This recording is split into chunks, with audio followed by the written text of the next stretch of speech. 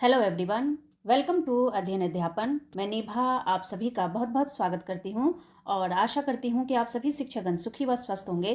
तो देखिए, head master, head teacher और सक्षमता पास शिक्षकों की काउंसलिंग होनी है, जिसका डेट जो है वो जारी हो चुका है।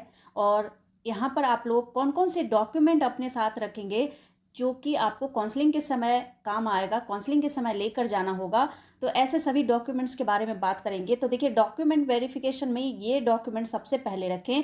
तो ये कौन कौन से डॉक्यूमेंट है जिसके बारे में हम लोग बात करने वाले हैं। इसके अलावा ऐच्छिक स्थानांतरण किनको मिल सकता है, तो इस बारे में भी बात करेंगे। चाहे आप सक्षमता पास शिक्षक हैं या फिर प्रधानाध्यापक हैं या फिर प्रधान शिक्षक हैं, तो आप सभी के बारे में यहाँ पर चर्चा की जाएगी। इसके अलावा देखिए, डॉक्यूमेंट वेरिफिकेशन में मैं यहाँ पर प्रधान शिक्षक और प्रधानाध्यापक का बताने जा रही हूँ। सक्षमता पास शिक्षकों के लिए मैंने ऑलरेडी वीडियो अपलोड कर दिया है। आप पिछला वीडियो देख सकते हैं। सक्षमता 1 में जो डॉक्यूमेंट वेरिफिकेशन में जो भी डॉक्यूमेंट लगा था, उसका लिंक मैं डिस्क्रिप्शन में डाल दूंगी। आप उस वीडियो को देख लीजिए। सेम एज इट इज़ आपको वही डॉक्यूमेंट अपने पास रखने होंगे।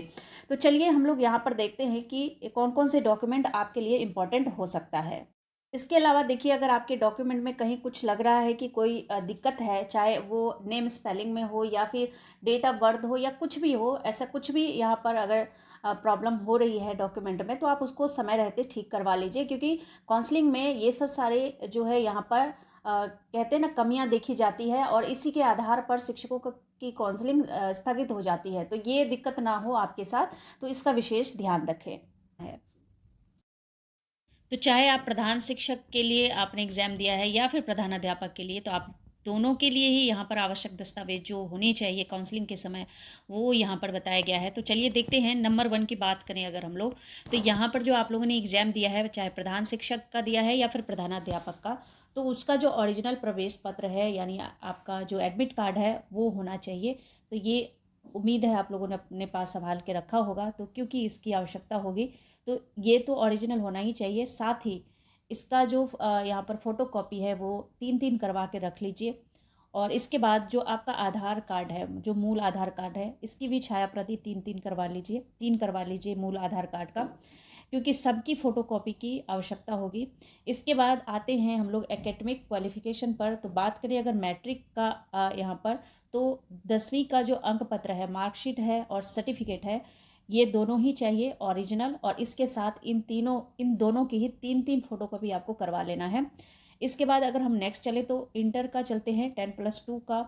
यहाँ पर अगर देखें तो यहाँ पर भी आपको मार्कशीट के साथ साथ सर्टिफिकेट, ये दोनों ओरिजिनल होने चाहिए। साथ ही इसके भी 3 फोटोकॉपी और इसके भी 3 फोटोकॉपी आपको करवा के रख लेना है। इसके बाद देखिए, जिन्होंने ग्रेजुएशन किया है, यानी प्रधान शिक्षक की बात करें, तो आपको ग्रेजुएशन का यहाँ पर जो ओरिजिनल अंक पत्र है और साथ ही सर्टिफिकेट है, ये दोनों रखने हैं और इसके फ़ोटोकॉपी 3-3 करवा लेने हैं। वहीं अगर बात करें तो जिन्होंने प्रधानाध्यापक के लिए यहाँ पर अप्लाई किया है, तो आप लोगों के लिए स्नातकोत्तर का भी सर्टिफिकेट होना चाहिए और उसके 3-3 फ़ोटोकॉपी करवाने हैं, अंक पत्र के भी और सर्टिफिकेट के भी।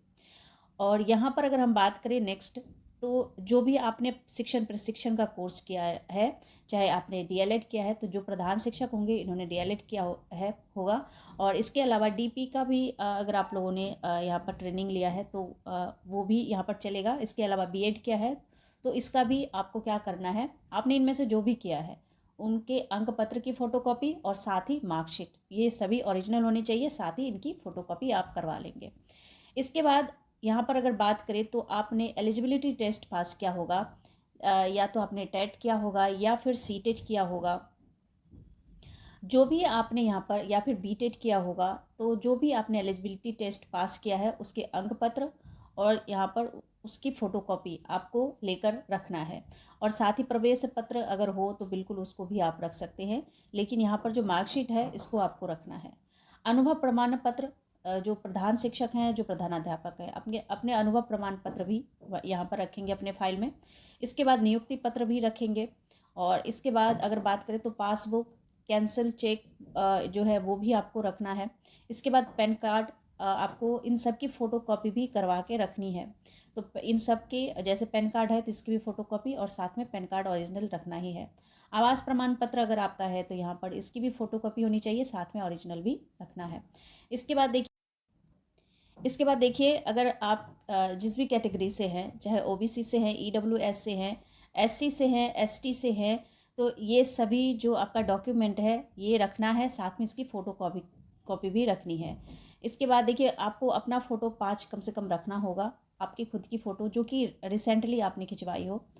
और इसके बाद अगर बात करें तो उपरोक्त सभी दस्तावेज की छाया प्रति, जो मैंने बता दिया है कि सबकी फ़ोटोकॉपी आपको रखनी है, 3 सेट में बनवा लीजिएगा, तो ये सही रहेगा। तो ये कुल मिलाकर आपके डॉक्यूमेंट हो गए प्रधान शिक्षक और प्रधानाध्यापक के। इसमें एक महत्वपूर्ण बात ये है कि आपको क्या करना है, जो आपके डॉक्यूमेंट है उसमें वाटर मार्क होना चाहिए बीपीएससी का, क्योंकि आपने जब फॉर्म भरा था एग्ज़ाम के टाइम, तो आपको पता होगा आपने सारे डॉक्यूमेंट बीपीएससी की वेबसाइट पर अपलोड किया था, तो आपको जो भी डॉक्यूमेंट आप लेकर जाएंगे काउंसलिंग में, उसमें आपके बीपीएससी का वाटर मार्क उसमें होना चाहिए। बात करें अगर अपने पसंद का जिला किनको मिलेगा, तो देखिए अभी विशेष शिक्षकों के लिए जो आपका ट्रांसफ़र प्रक्रिया है वो चल रहा है, तो ऐसे सभी शिक्षकों के लिए ऐसी उम्मीद की जा रही है कि आप सभी को भी अपने ऐच्छिक जिला चुनने का जो है मौका दिया जाएगा। इससे क्या होगा, आप सभी को अपने पसंद का जिला मिलने का चांस है, जहां पर आप मन लगाकर काम कर सके। तो कुछ इस तरह का अपडेट अभी मिल रहा है, आगे कुछ भी अपडेट मिलता है तो आप लोगों को सूचित किया जाएगा। तब तक आप लोग अपना ख्याल रखिए। Thank you and thanks for watching.